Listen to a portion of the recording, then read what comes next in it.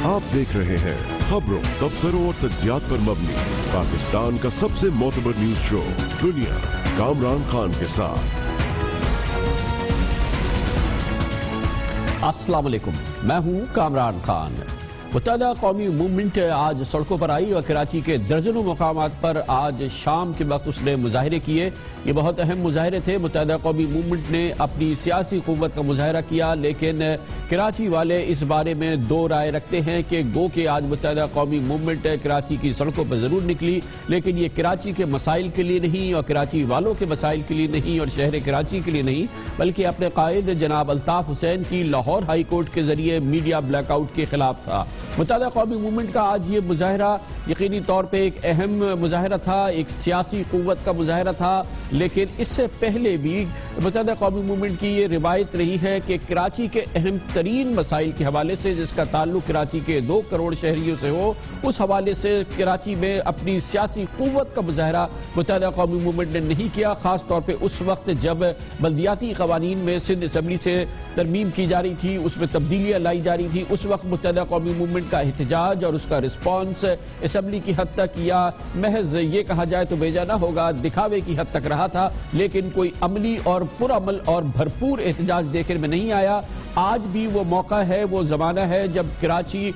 सिसक रहा है मुख्तलिफ हवालों से और अपनी जो सूरत हाल है, चाहे वो कूड़े कचरे के ढेर हों, चाहे टूटी हुई सड़कें हों, पब्लिक ट्रांसपोर्ट हो, पानी के मसाइल हों या दूसरे अनगिनत मसाइल हो, मुत्तहदा कौमी मूवमेंट के पास एक बार फिर मौका है कि वो कराची की आवाज़, कराची के वोटर्स की आवाज़, 2 करोड़ शहरियों की आवाज़ लेके आए, चाहे सड़कों पर आए और अपनी क़ुव्वत का मुजाहरा करे। लेकिन आज भी फ़िलहाल ये मुजाहरा था लाहौर हाई कोर्ट के इस फैसले के हवाले से, जिसके ज़रिए मुत्तहदा कौमी मूवमेंट के कायद जनाब अल्ताफ़ हुसैन का मीडिया ब्लैकआउट किया गया है। यकीनी तौर पर इसकी पजीराई लंदन में मुत्तहदा कौमी मूवमेंट के हेडक्वार्टर में ज़रूर होगी, लेकिन कराची के आम शहरी ज़्यादा दिलचस्पी रखते हैं, ज़्यादा उनकी ख्वाहिश ये है कि उनके मसाइल के हवाले से मुत्तहदा कौमी मूवमेंट को अगर उन्होंने वोट दिया है तो इसको अपनी तरजीह नंबर 1 रखे। मुत्तहदा कौमी मूवमेंट ने आज कराची के हवाले से और कराची की बल्दियाती हुकूमतों को मुंतखब हुकूमतों के इख्तियारात के हवाले से बहरहाल एहतजाज जरूर किया, लेकिन ये एहतजाज था सिंध असम्बली में, जहाँ पर मुत्तहदा कौमी मूवमेंट ने आज एक बिल भी पेश किया था जिसमें मेयर के इख्तियारात में इजाफे की तजवीज़ रखी थी, जिसे जैसा कि होना चाहिए था पाकिस्तान पीपल्स पार्टी की अक्सरियत के अरकान ने मुस्तरद कर दिया, जिस पर MQM ने असम्बली के हॉल के अंदर एहतजाज किया। Those who are against it may say no. No. The noes have it, the noes have it, and the motion is rejected. आप अपना बैनर लपेटे, इस तरह से ये अलाउ नहीं है असेंबली में कि आप इस तरह से ये बैनर वगैरह लाएं। आपको रिक्वेस्ट कर रहा हूँ कि ऑर्डर मेंटेन करवाएं। ये इस तरह का मुजाहरा प्लीज नहीं करें आप।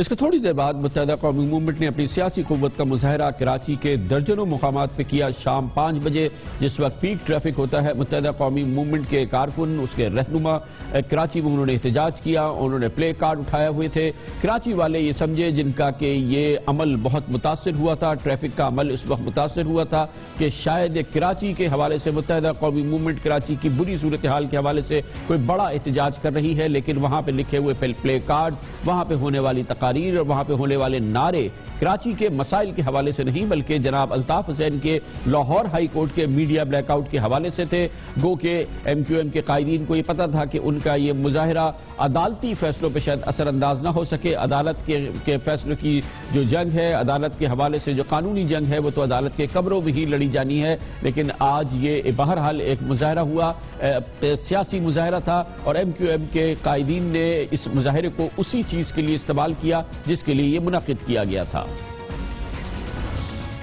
अवाम ये समझते हैं कि उनके साथ नाइंसाफ़ी हो रही है, उनके बुनियादी हक को सल्ब किया जा रहा है, उन्हें अपने कायद की मुख्तलिफ टेलीविज़न चैनल्स पर और मीडिया पर तकरीर सुनने, तहरीर पढ़ने और तस्वीर देखने से महरूम किया जा रहा है, तो वो इंसाफ का मुतालबा करेंगे इंसाफ के लिए आवाज उठाएंगे। ये उनका बुनियादी हक है। बुनियादी आइन के जो बुनियादी हुकूक के शिके हैं, आर्टिकल 17 में ये सियासी असेंबली है, एक आइन और कानून में रजिस्टर्ड जमात है जो ये मुजाहरा कर रही है। अपनी क़यादत के ऊपर जो हमारी ज़बानबंदी है, जो ज़बानबंदी जारी रखी हुई है, जो ना अदालतों में सुनवाई हो रही है ना ऐवानों में सुनवाई हो रही है, हम उसके खिलाफ भरपूर सरापा एहतजाज बनकर आज सड़कों पे मौजूद हैं कि लाखों लोग ऐवानों से मुतालबा कर रहे हैं, अदालतों से मुतालबा कर रहे हैं कि ये जो हमारी आज़ादी राय पर इस वक्त डाका पड़ा हुआ है, आज़ादी राय को इस वक्त सल्ब करने की कोशिश की जा रही है, खुदा रहा इस फैसले में नज़रसानी करें, इसमें गुंजाइश निकालें कि और दूसरा जो हमारी सियासी जिद्दोजहद है उसको भी आगे बढ़ने में हमारी मदद करें। अगर कराची की नुमाइंदा जमात, सिंध की दूसरी बड़ी कौमी जमात, अगर उसके साथ ये सलूक हुआ तो यकीन कीजिए ये सिर्फ कराची का नुकसान नहीं है, ये पूरे पाकिस्तान का नुकसान है। MQM और अल्ताफ भाई को मैंडेट दिया है, वोट डाला है, तो अवाम का हक बनता है, उसकी हक तलफी हो रही है कि जिसने अल्ताफ हुसैन भाई को वोट डाला है उसकी आवाज़ पे पाबंदी, उसकी तस्वीर पे पाबंदी, तो अवाम हक रखती है कि वो सड़कों पे आए और अपील करे कि ये ज़्यादती नहीं होनी चाहिए। इस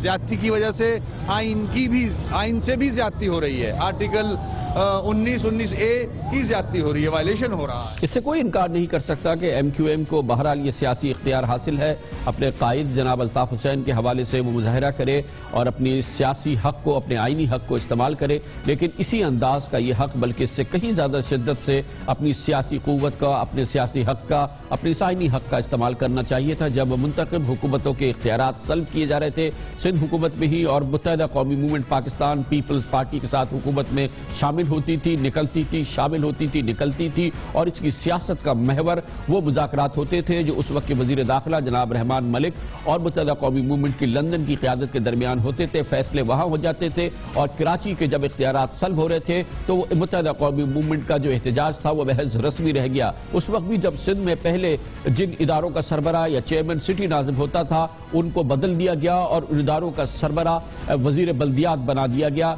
उस वक्त भी MQM का इस किस्म का मुजाहरा या इसकी शिद्दत का मुजाहरा होता तो शायद ये सूरत हाल नहीं होती। जब कराची बिल्डिंग कंट्रोल अथॉरिटी को सिंध बिल्डिंग कंट्रोल अथॉरिटी बनाकर वज़ीर बल्दियात के मातहत कर दिया गया, कराची वाटर बोर्ड के नाज़िम जो कराची बोर्ड का पहले नाज़िम होता था वो उसका सरबराह होता था, अब उसका चेयरमैन वज़ीर बल्दियात बना दिया गया। KDA का महकमा टाउन प्लानिंग बन चुका है, उसका सरबराह मेयर होता था, होना चाहिए, अब वज़ीर बल्दियात को बना दिया गया, यानी सूबाई हुकूमत के पास ये इख्तियार गया। KMC के म्यूनिसिपल काम और 6 अरब रुपए के फंड और Sindh solid waste management board जो कि हर सूरत में जाहिर है कि मुकामी हुकूमत के पास होने चाहिए थे, वो अब हुकूमत सिंध को मुंतकिल हो चुके हैं। Transport, housing planning, public health engineering का इख्तियार भी सिंध हुकूमत को मुंतकिल हो गया है। और इन तमाम मामलात के हवाले से मुत्तहिदा कौमी मूवमेंट का उस अंदाज का जो कि आज का बस रस्मी सियासी मुजाहरा था, उस अंदाज का सियासी मुजाहरा भी उस क़ुव्वत से नज़र नहीं आया जो कि इख्तियार हासिल है MQM के पास, जो उसके पास कराची का मैंडेट हासिल है, उसका इस्तेमाल इस चीज़ों पे नहीं हुआ। हड़तालें और दूसरे बहुत बड़े बड़े एहतजाज MQM ने किए, लेकिन अगर आप उसकी तारीख पे जाएंगे तो आपको नज़र नहीं आएगा कि कराची के कलीदी बुनियादी शहरियों के मसाइल के हवाले से कभी इस नौइयत का एहतजाज किया गया हो जिसकी के ज़रूरत थी। लेकिन आज के एहतजाज की एक अच्छी बात यह थी कि इसमें कोशिश ये की गई कि कराची का पीक आवर का ट्रैफिक मुतासर ना हो और करोड़ों लोगों की जिंदगियां मुतासर ना हो। इससे कलीदी घंटे में 5 से 7 बजे के दरमियान जब ये मुजाहरा किया गया, कोशिश की गई कि मुजाहिरीन, कायदीन और कारकुनान जो हैं वो फुटपाथ पे रहें, मेन सड़क पे ना आए, ट्रैफिक को ना रोके, जो कि यकीनी तौर पे एक बहुत ही अच्छा अमल है और उसकी सताइश बहरहाल होनी चाहिए। लेते हैं कमर्शियल ब्रेक और उसके बाद जिक्र करेंगे सिर्फ दहशतगर्द वो ही नहीं जो कि हमला करते हैं, लोगों को कत्ल करते हैं, अपने आप को धमाकों से उड़ा लेते हैं, बल्कि उतने ही बड़े दहशतगर्द, अगर उससे बड़े दहशतगर्द नहीं हैं तो वो लोग हैं जो कि उनके माविन बनते हैं, जो उनके लिए सहूलतें फराहम करते हैं, जो उनके रास्ते दिखाते हैं और रास्ते बनाते हैं। ऐसा ही एक ग्रोह पकड़ा गया है, उसके बारे में आपको बताएंगे कमर्शियल ब्रेक के बाद।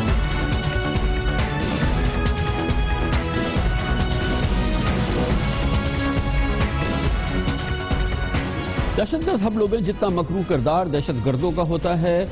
उन दहशतगर्दों का जो कि मासूमों की जानें लेते हैं, उतना ही मकरू किरदार ان لوگوں کا ہوتا ہے جو ان کے معاون بنتے ہیں، جو ان کو راستے دکھاتے ہیں، جو ان کے لیے راستے بناتے ہیں، جو ان کے لیے منصوبے بناتے ہیں، جو ان کو دوسرا تعاون فراہم کرتے ہیں، یہ سہولت کار کہلاتے ہیں۔ اور اسی لیے بارہا حکومت کی جانب سے، ریاستی اداروں کی جانب سے کہا جاتا ہے پاکستان کے شہریوں پر کہ وہ ان سہولت کاروں پر، ان معاونین پر نگاہ ضرور رکھیں۔ یہ ان کے درمیان ہوتے ہیں، ان کے درمیان میں رہ رہے ہوتے ہیں، ان کی کوئی مشتبہ صورت نظر آئے تو وہ فوری طور پہ اس کی اطلاع حکام کو دے۔ اسی حوالے سے ایک بڑا واقعہ جب ہوا تھا 8 جون 2014 کو کراچی کے جناح انٹرنیشنل ایئرپورٹ پر دہشت گرد حملہ ہوا تھا۔ یہ بہت بھیانک حملہ تھا جس میں کراچی انٹرنیشنل ایئرپورٹ کو نشانہ بنایا گیا تھا۔ اس کا جواب انیشیلی ایئرپورٹ سیکیورٹی فورس کے جواں مرد انتہائی بہادر سپاہیوں نے دیا تھا۔ انہوں نے دہشت گردوں پر حملہ کیا تھا، انہیں آگے بڑھنے کی راہیں ان کی مسدود کی تھی۔ اس پورے حملے میں، دہشت گرد حملے میں 28 افراد جاں بحق ہو گئے تھے، جس میں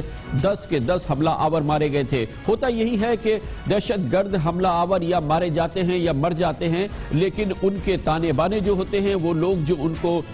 تعاون فراہم کرتے ہیں، ان کی شناخت ہوتی ہے اور کبھی نہیں ہوتی۔ اس کراچی ایئرپورٹ پہ ہونے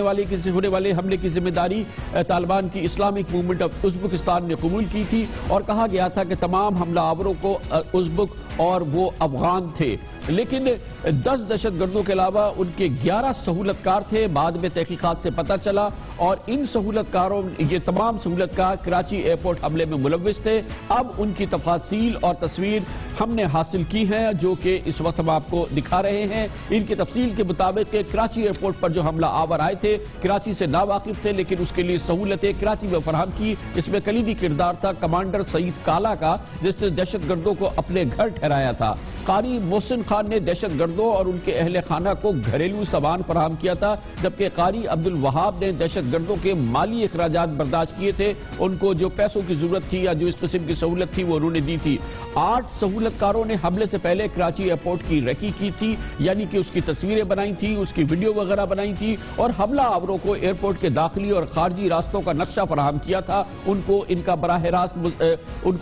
کو دکھایا تھا۔ دہشت گردوں کا اسلحہ، ٹرانسپورٹ، خوراک اور لباس فراہم کیا تھا۔ ان میں جو لوگ شامل تھے اس میں سید محمد ریاض انور، محمد اویس، انس محمد، محمد راغب، سید محمد حنزلہ، عبد الوکیل، محمد ارشد، محمد اکرم تھے۔ اب یہ پہچانے گئے ہیں اور ان کو بتایا گیا ہے کہ یہ زیر تفتیش سہولت کار تھے اور ان کے مطابق کراچی ایئرپورٹ پر حملے میں ملوث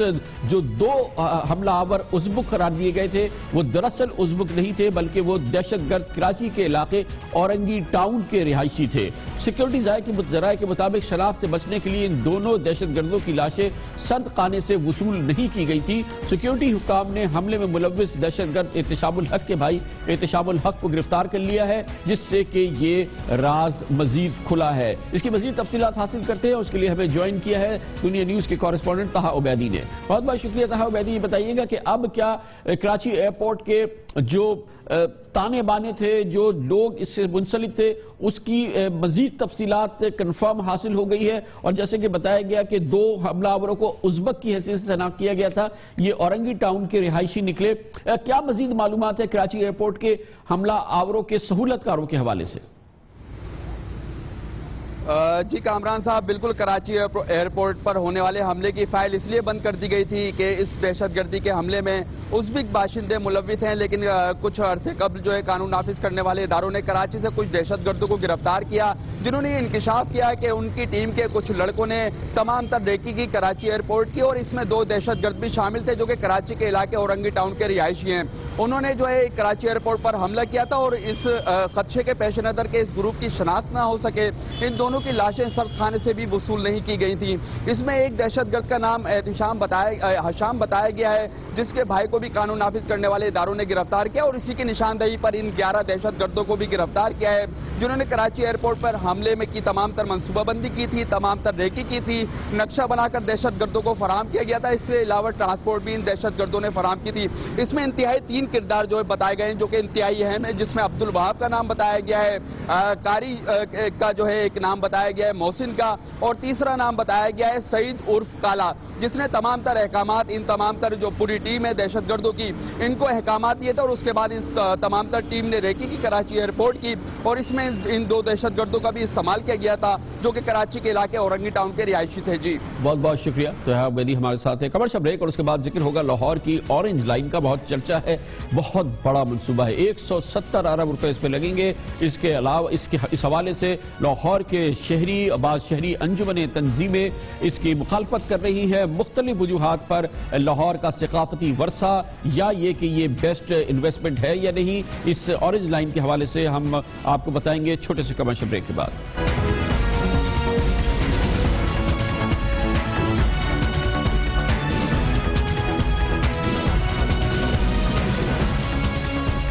ویلکم بیک۔ پنجاب حکومت لاہور میں ایک بہت بڑا میگا پروجیکٹ کی تیاری کر رہی ہے، جس کا مقصد ایک بار پھر لاہور کے ٹرانسپورٹ کے مسائل میں بہتری لانا ہے، ان کو حل کرنا ہے، اور اس سلسلے میں لاہور میں چین کی معاونت سے شروع کیا جانے والا اورنج لائن میٹرو منصوبہ اس وقت شروع کیا گیا ہے۔ یہ منصوبہ اب متنازع ہوتا جا رہا ہے۔ اس حوالے سے لاہور کی شہری تنظیموں نے اور کچھ اور انجمنوں نے اسے لاہور ہائی کورٹ میں بھی چیلنج کیا ہے، اور دوسرے حوالوں سے بھی اس کی مخالفت کی جا رہی ہے۔ یہ بہت بڑا منصوبہ ہے، پنجاب حکومت کا شاید سب سے بڑا منصوبہ ہے، اور اس کی لاگت سرکاری طور پر 1.64 ارب ڈالر یعنی تقریباً 170 ارب روپے بتائی گئی ہے، جبکہ اس کے لیے جو مجموعی طور پر فنڈز درکار ہوں گے وہ 1.75 ارب ڈالر یعنی تقریباً 182 ارب روپے کا یہ پروجیکٹ ہوگا۔ 182 ارب روپے یقینی طور پہ کسی بھی حکومت کے لیے ایک بہت بڑی سرمایہ کاری ہے جو حکومت پنجاب کر رہی ہے۔ اورنج لائن ٹرین علی ٹاؤن لاہور سے شروع ہو کر ٹھوکر نیاز بیگ، کنال ویو اور سمن آباد سے ہوتی ہوئی چوپرجی، انارکلی، باغبان پورے سے گزر کر ڈیرہ گجرا تک پہنچے گی۔ اورنج لائن ٹرین پنجاب حکومت کے مطابق 26 اسٹیشن پر مشتمل ہوگی، اور 26 اسٹیشن پر مشتمل 1 کلومیٹر لمبا ٹریک ہوگا۔ یہ 26 اسٹیشن پر مشتمل ہوگا، اور اس میں کہا گیا ہے اس سے تقریباً 2.5 لاکھ مسافر شہر کے ایک کونے سے دوسرے کونے کا سفر 40 منٹ میں طے کر سکیں گے۔ یقینی طور پہ پبلک ٹرانسپورٹ کے حوالے سے یہ بہت اہم اور کلیدی منصوبہ ہوگا، لیکن مختلف انجمنیں جیسے ہم نے آپ کو بتایا اس حوالے سے مختلف اعتراضات کر رہی ہیں۔ لاہور کنزرویشن سوسائٹی کے مطابق اورنج لائن منصوبے پر 60,05,000 ڈالر فی کلومیٹر خرچہ آئے گا، جبکہ برازیل کے شہر ریو ڈی جنیرو میں بننے والے میٹرو ریپڈ ٹرانسپورٹ سسٹم پر فی کلومیٹر 31,01,000 ڈالر لاگت آئی تھی، یعنی کہ تقریباً دگنی لاگت آ رہی ہے۔ مجوزہ لاگت میں قرض پر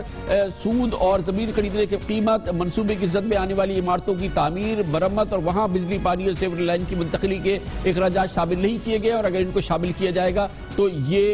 جو لاگت ہے یہ مزید بڑھ جائے گی، یہ کہنا ہے لاہور کنزرویشن سوسائٹی کا۔ یہ بھی کہا گیا ہے کہ 20 کلومیٹر حصہ پل کی صورت میں ہے، جبکہ تاریخی مقامات اور آبادیوں کے قریب سے گزرنے والا راستہ نقصان کی شدت کم کرنے کے لیے زیر زمین تعمیر کیا جانا تھا، تاہم اب اس منصوبے کا نقشہ تبدیل کیا گیا ہے۔ اورنج لائن منصوبے کے مجوزہ ٹریک کی وجہ سے بہت سی نجی املاک کے علاوہ قدیم قبرستان اور بہت ہی تاریخی جو مقامات ہیں لاہور کے، مثال کے طور پر شالمار باغ، چوبرجی، لکشمی چوک اور موج دریا جیسی 25 تاریخی مقامات اس سے متاثر ہوں گے، اور اس کا نوٹس لیا ہے اقوام متحدہ کے ادارے یونیسکو نے بھی، جس نے پنجاب حکومت کے نام اپنے حالیہ خط میں لکھا ہے کہ اس منصوبے کی زد میں آنے والی تاریخی عمارتوں کی تحفظ کی شدید ضرورت ہے۔ ماہرین کے مطابق منصوبے کی تعمیر کے نتیجے میں درختوں کی کٹائی بھی ہوگی، اور کھلی جگہ پر کنکریٹ کی تعمیرات سے ماحولیات پر اثر انداز بھی ہوگا، اور ماحولیات پہ اس کا اثر پڑے گا۔ اورنج لائن کی تشہیر بھی ظاہر ہو رہی ہے، اور اس کی سرکاری تشہیر کے برعکس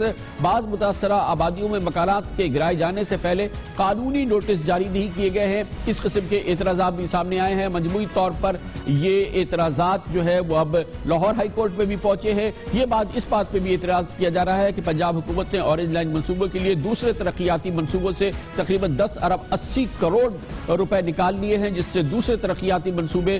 التوا کا شکار ہو گئے ہیں۔ یہ صورتحال یقینی طور پہ حزب اختلاف بھی اس پر شدید اعتراض کر رہی ہے، اور قومی سطح پر حزب اختلاف اس پہ اعتراض کر رہی ہے۔ اتنے بڑے منصوبے کا پاکستان پیپلز پارٹی سے تعلق رکھنے والے قومی اسمبلی میں قائد حزب اختلاف جناب سید خورشید شاہ کا کہنا ہے، میں موٹر وے بنا رہا ہوں، میں اورنج ٹرین بنا رہا ہوں، میں ترقی کی راہ پہ لے کے جا رہا ہوں. سارے لوگ خوشحال ہو گئے, سارے لوگ امیر ہو گئے, میٹرو چل گئی, آرنج ٹرین چل گئی, اور کیا چاہیے؟ کیا مانگتا ہے؟ روٹی مانگتا ہے بچے کے لیے, تعلیم مانگتا ہے بچے کے لیے, صحت مانگتا ہے اپنے بچوں کے لیے. یہ تو دو, پھر موٹر وے بھی بناؤ, آرنج ٹرین بھی لاہور میں بناؤ, جو چاہے بناؤ. اس پر بات کریں گے اور اس کے لیے ہمیں جوائن کیا ہے حکومت پنجاب کے ترجمان جناب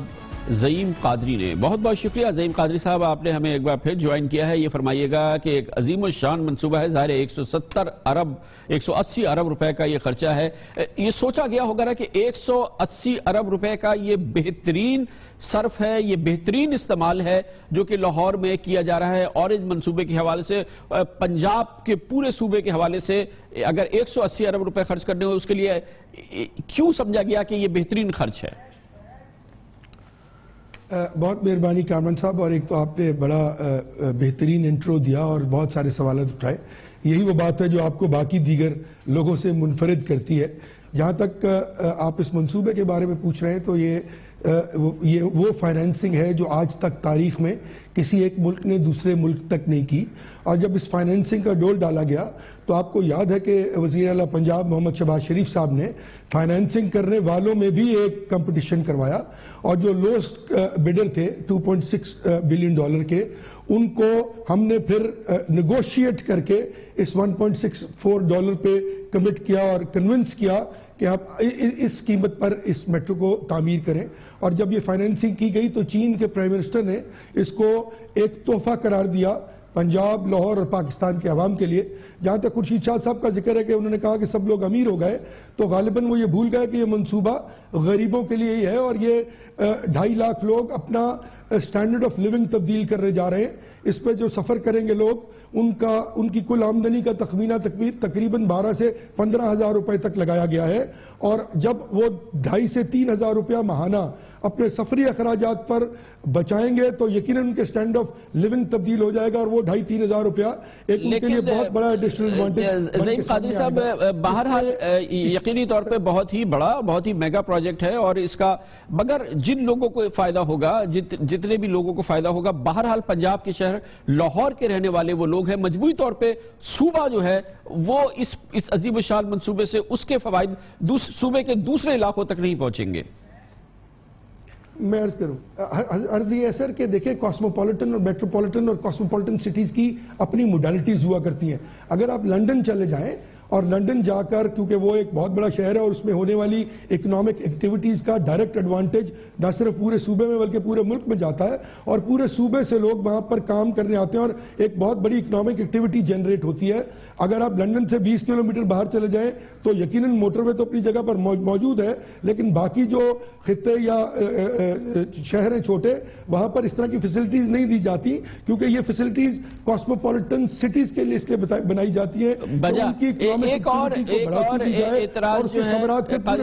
ایک اور معاملہ جو سامنے آ رہا ہے کہ اس پروجیکٹ سے جو ہسٹورک سائٹس ہے, اور کئی کا نام آیا, یونیسکو نے بھی پنجاب حکومت سے کہا ہے کہ اگر یہ نیچے سے نہیں گزر رہی, اس کے سامنے سے گزر رہی ہے, تو اس کا ویژولز خراب ہو رہے ہیں, اس کی ویسینٹی خراب ہو رہی ہے, اور ان کو ایک طرح کا تھریٹ ہے. جی میں عرض کرتا ہوں, دیکھیں ایک تو جو آپ نے بات فرمائی کہ انڈر گراؤنڈ کیوں نہیں لے کے گئے, تو جو لیٹسٹ سروے ہوا اس میں لاہور کی جو لیول ہے